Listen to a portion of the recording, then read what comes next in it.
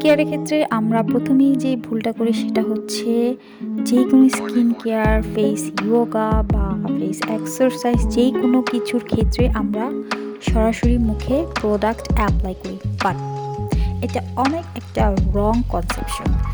আমাদেরকে প্রথমে যেটা করতে হবে সেটা সকালে হোক কিংবা রাতে, যে কোনো টাইমের স্কিন কেয়ারে আমাদের প্রথমে টোনার ইউজ করতে হবে। অ্যান্ড টোনারটা আমরা কি করব, আগে মুখে মধ্যে অ্যাপ্লাই করে সেটাকে ট্যাপ ট্যাপ করে আগে অ্যাবজর্ব করার সময় দিতে হবে।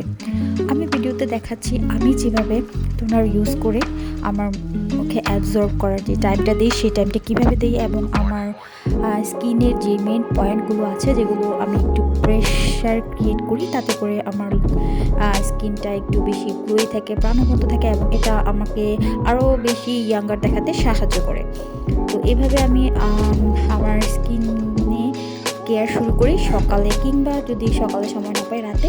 তারপর আমি আমার চোখের চারদিকে এইভাবে আমি একটু সার্কেল মোশন করি যাতে আমার চোখগুলো সুন্দর থাকে।